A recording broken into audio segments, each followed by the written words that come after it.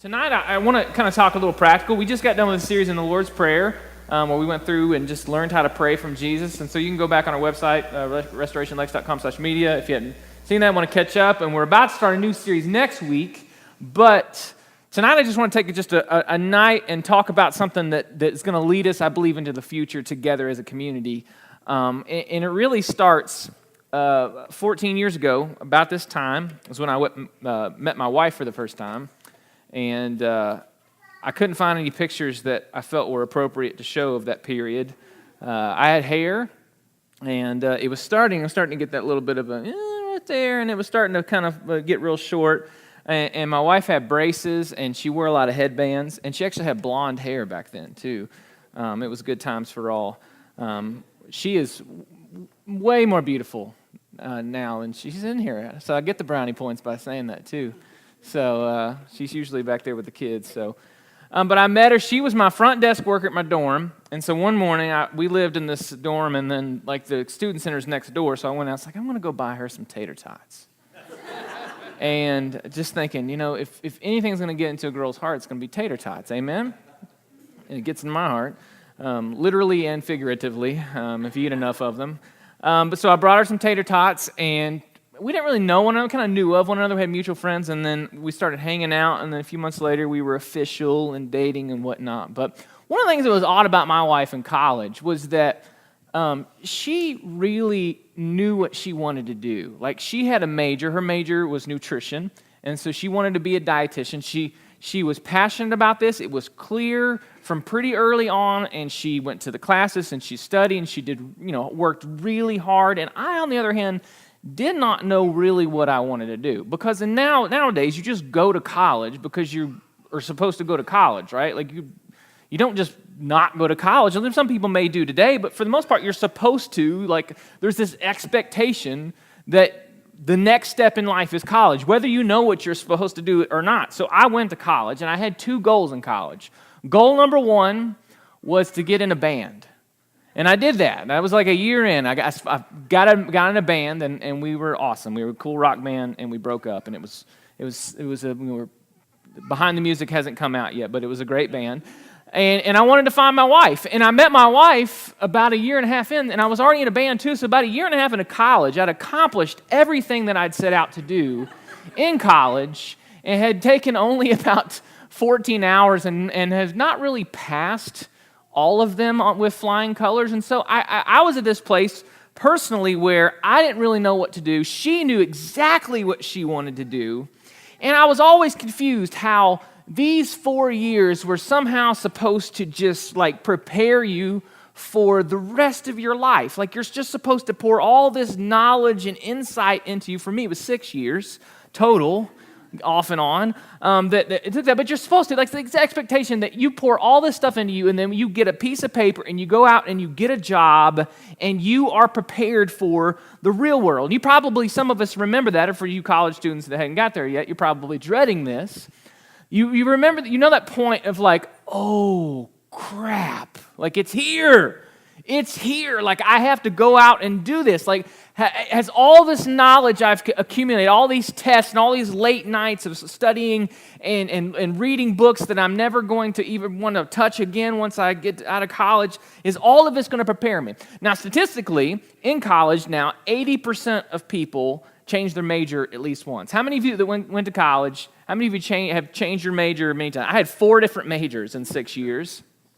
Philosophy, communication, English, and English writing, I think, was the last one. I don't even remember anymore. Because in the midst of this, when you're going through these finding yourself moments, you don't know what you're going to do, so you keep changing it. And statistically, they also say that only 40% of college graduates actually feel prepared for the rest of their life in the real world as they're leaving, when they're walking out. College students that are here right now, do you feel prepared you're shaking your head? No, you don't feel. You're in the 60%. And I hate to give you this statistic too, but it says that 27% of people who graduate college actually get a job associated with their major. How many of you actually have a job that went to college that is in line with what you actually majored in? So 1, 2, This statistic is maybe it's not so true for you guys. That's good. I'm glad you did. I certainly did not. I brought that mentality, though, into the rest of the world. I always remembered the teacher in high school. Like, every room had that poster. It was a real corny poster. You know what it is? You ever see that? And every single teacher had that. Knowledge is power. Like, if you learn enough of the information, that will give you power in life to be the type of person you need to be, because you can be anything you want in America, right? Yeah. It's a basic philosophy that information equals transformation. That if I consume enough information and the right information, then my life will change. If I simply ingest it, take it in, I will experience change. I will experience the life that I want to get. Now, what we do with that understanding of learning and knowledge is we drag that into the church. For those of us who have gone to church or grown up in church, or maybe you've brought it here tonight, the idea that essentially, if I learn more about God, and if I start knowing more, if I can recall facts, if I can get my mind around what's happening in the Bible and be able to answer the right questions, then that means I'm growing. That means I'm actually spiritually mature because I know a lot of stuff. And so a whole swath of the church has believed for many years that the totality of what we're to do is simply pour more and more and more knowledge into us. Because if we take that, then we will eventually grow from gaining all of this knowledge about God. And that's probably true for a lot of us, whether we know it or not, consciously or subconsciously, because we now have access to how many Bible translations, how many sermons and podcasts and Bible studies and programs, all of these good things. We have more access to this than any other culture at any other point in human history, and yet the American church is in decline. How is it that the same church that has more access than ever to information about God, about the Bible, is still in decline?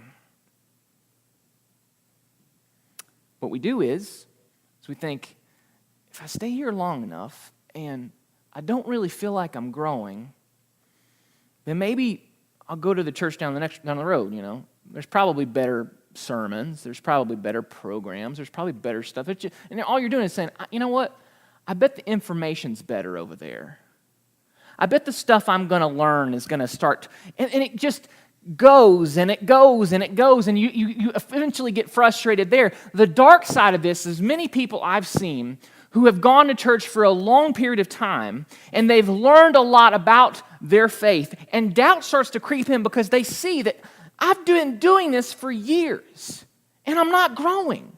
I've been taking in, I know more about the Bible and more about God than I've ever known in my life, but I see no real internal change. And people begin to doubt. And I've seen people walk away from the church for this very reason. Because I'm not actually experiencing life change. I'm not getting anything out of it. And it's all from the mentality that information equals transformation. That the more that I put inside my brain and my heart, then I will eventually somehow grow spiritually.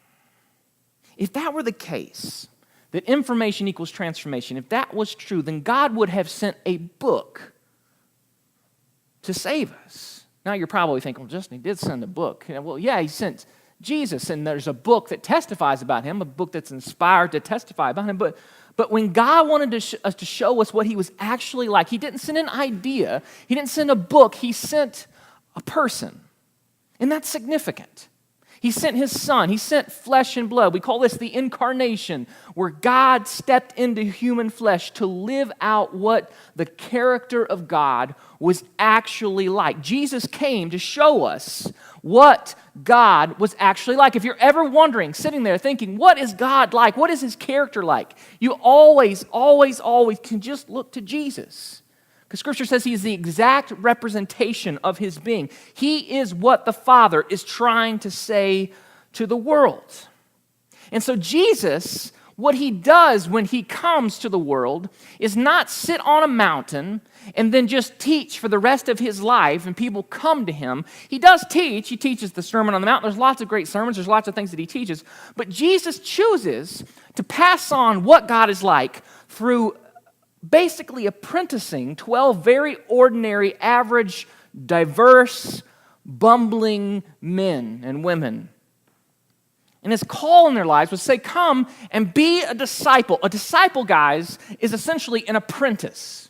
What a disciple is, more than just learning information, is there is an expectation that you are following Jesus, and in that process of following Jesus, you are actually becoming more and more like him. Just as an electrician, as they graduate from that, they have a five-year apprenticeship of following around a person that's been doing this for longer than they have, and learning not just the book knowledge, but actual street knowledge about how to be an electrician in the real world. The same is true of Christianity, in that as we follow Jesus, the expectation is not that you just take on more information, but as you follow Jesus and learn more of who he is, you actually begin to become more like him. You begin to actually do what he does, to live as he does, to speak as he speaks. It's all through the Gospels. You see it in Matthew 4:19 says, "Follow me, and I will make you fishers of men." As you walk with me daily, you'll be formed into the kind of people who fish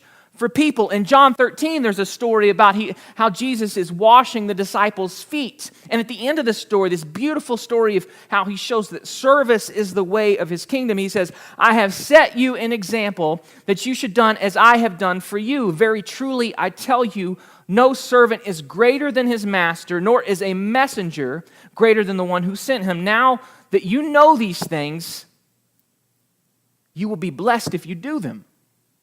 Jesus is saying, I don't want you to just know that this is the right way to do things. You will actually be blessed, be whole, if you do what I say, if you follow in my footsteps, if you become a disciple, an apprentice, and learn to do what I am doing, learn to live out what I am learning out. You see it in the very next chapter, in John 14. He's about to go to Gethsemane. He's about to be crucified, and he tells his disciples, "Very truly, I tell you, whoever believes in me will do the works that I have been doing." Think about that. "And they will do even greater things than these, because I'm going to the Father." What Jesus is talking about there is you will receive the Spirit, and it will empower you to live as I have too, so that the Father may be glorified in the Son. The story is consistent throughout the Gospels. The picture we see of Jesus that he's inviting us into is to be an apprentice. There is no discipleship as the higher level of Christianity. There is only discipleship, or it's not Christianity. There's only following Jesus, and in the process, becoming more and more like him as his apprentice. Dallas Willard, one of my favorite authors, he says, "Discipleship is the process of becoming who Jesus would be if he were you." Take a minute. Think about that. Christianity's not making you some sort of different person that you don't recognize. Christianity is taking the person that you are always created to be, and through Jesus, becoming that. Becoming more fully who you are. More fully you. Living out of the resources of Jesus inside you. So the question of discipleship for all of us is, what would it look like if Jesus were living my life, at my job, with my family, with my kids? How would Jesus live in that moment, in these days, as we move forward? In this, we discover that discipleship, there's often a missed part in here between information and transformation. Those are good things. We want information and we want transformation, but there's a missing piece in here. I want to show you this picture up here, a diagram to help us understand this. You see, we have information and we have transformation, but the missing piece that Jesus understood, that Jesus modeled, that real discipleship models, is this missing piece of imitation. It's not that the information we're receiving, sermons, all these things, good doctrine, theology, so important, because we need to grow in the knowledge of God and grow in the Scriptures, but if we stop there, we literally stop there. It reminds me of this quote from E.O. Wilson. He says, that we are drowning in information while starving for wisdom. We have a culture that knows so much, but we're looking for something that's lived, something that's tried, something that's tested. Truth with flesh and blood on it. You know, if I think back over my last couple of years, this has been some of the hardest couple of years I've had in my life. And, you know, I remember of the last couple of years maybe a handful of sermons. I mean, how many sermons do you really remember from the last few years? Don't tell me, because I'm preaching and that's going to make me sad. Thank you. He's got notes and everything, so he can go back. But you don't probably, let's be honest, you don't remember. You don't remember the sermon you heard 8 weeks ago. You don't remember. I don't remember those sermons. And I listen to a lot of sermons. I'm a nerd. I listen to a lot. I don't remember a whole lot of sermons over the past couple of years. You know what I do remember? I remember the moments of my faith over the past years. I remember in October, I was going through a very difficult season of transition and figuring out what we were going to do next before I knew we were planting this church. And at a wedding, I ran into an old pastor acquaintance that I had not seen literally in probably 7 or 8 years. And it was this divine moment, and he just stopped, and he encouraged me, he prayed over me, and it was like a turning point for me. Something clicked. I remember FaceTiming a friend that's used to be a pastor about midnight, and he was telling me how, you know, I'm not crazy for taking risk. You're not crazy, Justin. You're not crazy. If you're crazy in the right ways. I remember a mentor who went through a near-death experience, and I got to see his faith in some very dark days and some hard questions he got to ask. I remember an older believer coming to me in a very gentle but firm way and say, "You are arrogant, and you're cynical, and it's bringing people down." What I remember in my faith over the last few years is not necessarily just the information. I remember the people who lived that information in my life. I remember the people who had the courage to walk with me and put flesh and blood on what Jesus was saying. Not just information, but I got to see people that I could imitate, that I could walk and see their lives lived out.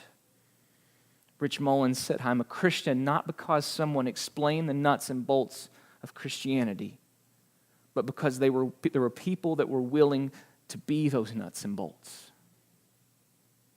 Who was that for you? Who is that for you?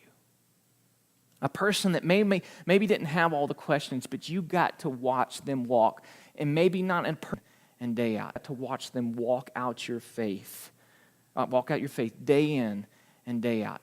I shared on social media and in a blog this week that I was going to share my biggest regret in 13 years of ministry.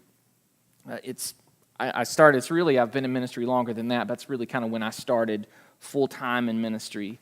And if I have one regret that keeps me up at night thinking about how it's borne fruit in very, very negative ways, it's that I have spent far too much time and energy figuring out new and creative ways to explain the nuts and bolts, instead of spending the time being the nuts and bolts for people, walking with people, and even having the courage to walk with someone else and have them speak into my life. Be that person that someone can say, as Paul did, "Follow me as I follow Christ," and then finding somebody, "I want to follow you as you stumble along and follow Jesus as well." Paul had a perfect example of this as he's writing to the church in Corinth. You have two letters. You have 1 Corinthians and 2 Corinthians. 1 Corinthians, if you read this church, you want to talk about a bad church. Like, you go to a church and like, man, that church is messed up. I don't want to go there.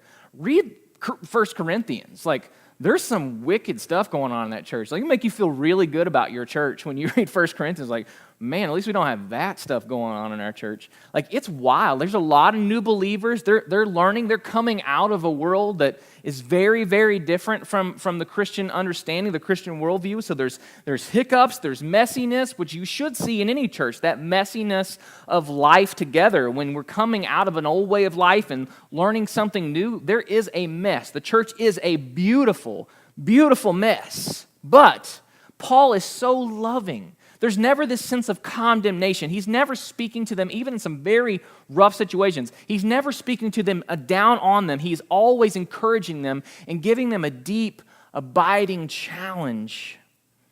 One of these instances in 1 Corinthians 4, he says, "You may have 10,000 instructors in the faith of the Anointed One, but you have only one Father.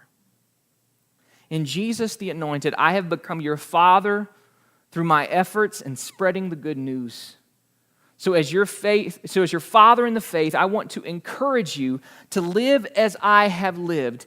Imitate my life." Do you have the courage to say to someone, in your faith, if you want to know what it's like, watch me? I bet nobody's raising their hand for that, right? That's scary. Why? Because we know how messed up and broken we can be.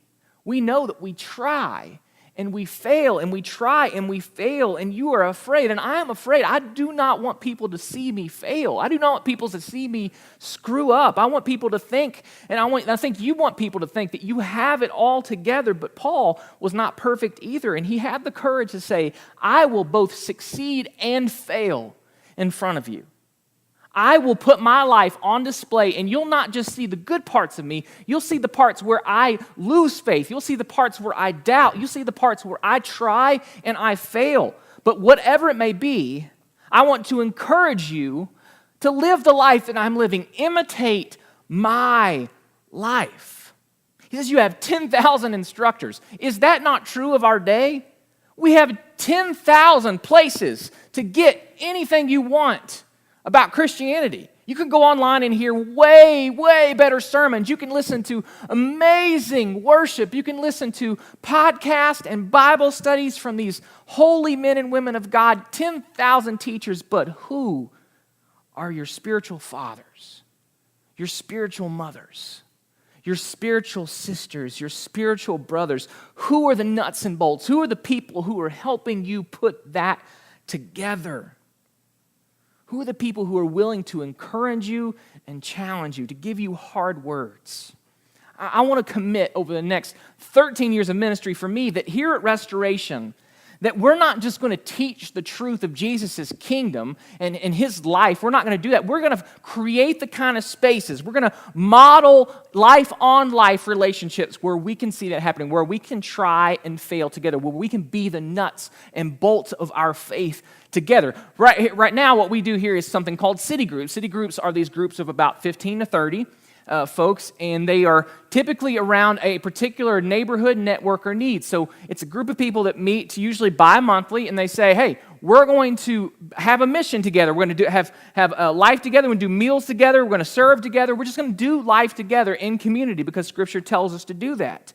And it's a very relaxed environment. There's people of all different places in their faith journey. It's some people who have been Christians for years, some people who are not Christians. It's just a welcoming environment for people to just come and experience life change together. And that's something that's going to be really important. But we really sense that in this place where we are as a 9-month-old church, we need to begin to move into these nuts and bolts relationships. We need to begin to move into the type of relationships together that actually begin to see that kind of imitate my life Christianity, of that type of discipleship where we are apprentices of Jesus together, to have the courage to do that. So, over the next few months in the fall, we're launching something called DNA groups. I want to tell you about this real quick. DNA groups are groups of about 2 to 4 people. They're the same gender. And the purpose is, as you're calling one another, you are encouraging and challenging one another to follow Jesus together. DNA is an acronym. It means something beyond the actual DNA within you. I'm going to show the triangle up here, another triangle here for you to see. DNA groups stand for discover, nurture, and act. And that's what we want to happen within these groups. Discover, nurture, act. The first thing, discover, let's talk about that. Discover is the information part. Discover is, what are you learning about God? What is God teaching you in the Scriptures? As you get together on a regular basis, how are you growing? Like, what is challenging you? What are you struggling to believe right now? Speak out what you're discovering about God in your life right now. There's a resource that I really want to highly, highly recommend to you up here. It's called the Bible Project. You can see it up here. If you got a program, there's a link to it right there on your program that you can find. The Bible Project is a nonprofit that these guys got together, and they began making videos and podcasts that explain the Bible to folks who have trouble kind of understanding the greater story. And man, these are so good. And normally, when I first heard about it, I was like, the Bible Project, that sounds like some sort of weird fundamentalist thing. I don't want to be a part of that. But I started watching these videos. They grew me. I mean, I have consumed these podcasts and these videos because these are folks that are actually making Scripture come to life in ways that I have never thought about before. It's amazing. Highly, highly recommend. They'd be great for city groups or your DNA groups, but it's ways that we can grow together like that. You could go through the whole Bible in the Bible Project. They have videos for every single book of the Bible to help you understand the difficult parts and see through what's happening. So it's basically coming together. How can we discover what God's doing? Second is nurture. Nurture is speaking that truth into one another. Now that you know what God is speaking, now that you're discerning what God is saying through the Scriptures and through life, how can you, in relationship, call out that person you're called to be? Call that person out through encouragement and challenge. It's asking hard questions about your life. Why don't you believe that? It's being willing to be open and fail in front of one another. I don't know that I believe that. I'm struggling with doubt. I don't know what I believe at this point. And saying, you know what? It's okay. I'm going to nurture you. I'm going to cultivate faith in your life. I'm going to be nuts and bolts for you, even when you don't understand the nuts and bolts of that. Nurturing one another. It's accountability, but it's not accountability in this sense, because I know accountability is a word for some of you that just starts to go, yeah, I don't know. Because usually accountability in the church is, hey, did you sin this week? Well, you better stop. And then you meet next week. Did you sin this week? Yeah, you did again. Okay, yeah. Well, you better stop. And then it's just a cycle of, it just becomes what Dallas Willard calls the gospel of sin management. You're just trying to manage your sin. It's a waste of time. Accountability is about, yeah, we don't want to sin. We want to become more like Jesus, but it's asking the questions, are you really alive? Like, you could stop that sin and still be dead inside, still not be living fully in the life of Jesus. It's knowing those people well enough as you get in these relationships saying, I see you, and you're not living fully the life that you could be living in Jesus right now. Like, you're just not fully yourself. And being willing to call that out of people, that's accountability more than saying just stop sinning. Are you alive in Jesus? And finally, the A is for act. It's acting out. It's out of that discovery of what God is saying. What are you going to take? What's the action steps to obey what God is saying? So it might be, hey, did you apologize to your wife this week? I would say, did you apologize to your husband? But I'm sure that's never had to happen. A wife's never had to apologize to a husband before. Maybe if that happened one time, that's just joking, I'm just kidding. Did you apologize to your wife? Like, did you have that hard conversation with your coworker? It's taking, what is that next action step of obedience? And then say, hey, did you do that? Like, okay, what happened? What's the next step? It's progressively learning together what it means to follow Jesus and be apprentices of him, of becoming all of who Jesus can be if he were living your life. So the practical questions, when, how, all that kind of stuff. Well, within our actual city groups, what we want to encourage is in our city groups, these DNA groups kind of become smaller parts of that. But I know some of you don't go to city groups, and that's fine. So we want to have an opportunity for that too. So we have a sign up in the back. And I want to encourage you, like if this just kind of twinges your heart, you're like, I don't know if I even have time. I'm not really sure. Like just sign up in the back. We'll talk about it. We're going to try our best to find you a way of a connecting point where you can get in relationships like this, because this is the life of the church. So there's a table back there. Sign up as you're walking out. We really want to see you do that, because the vision here at Restoration is not simply to just come here every week and just have a service and go out and feel better about ourselves. I believe God is far more active in the other 167 hours of the week that we will have if we will allow him to be. Through relationships like this, through our time in city groups, through the ways that we're serving in our community, our vision, guys, is to see this city saturated with communities of faith, with communities of risk, to see a city group on campus for the Greeks, to see a city group at a nursing home, to see a city group down here playing basketball on Thursdays, to see DNA groups meeting at West 6 or meeting down here at the coffee shop and talking about how we're growing together all throughout the week, together walking towards what Jesus is calling us to be. And then as that's happening the other 167 hours a week, we get to come here on Sundays and celebrate what God is doing all week long. Doesn't that sound way more fun than just coming and showing up for an hour? That's life with Jesus. And that's where we're headed. That's where we're moving. And so this is a challenge. This is a challenge. I know this is going to be tough for you. For some of you, take that step. And if it's maybe not even somebody here, take that step of finding that person, finding that community where I can discover what God is saying to me, where we can nurture one another, cultivate what God is doing, and then take action together. Find that community. We want that to happen here, but if this can't happen here, we push you to somewhere else because it's that important for you to grow. Amen? All right, let me pray for us, and then we'll take communion together. Father, I don't want to just be in the sin management, God information business.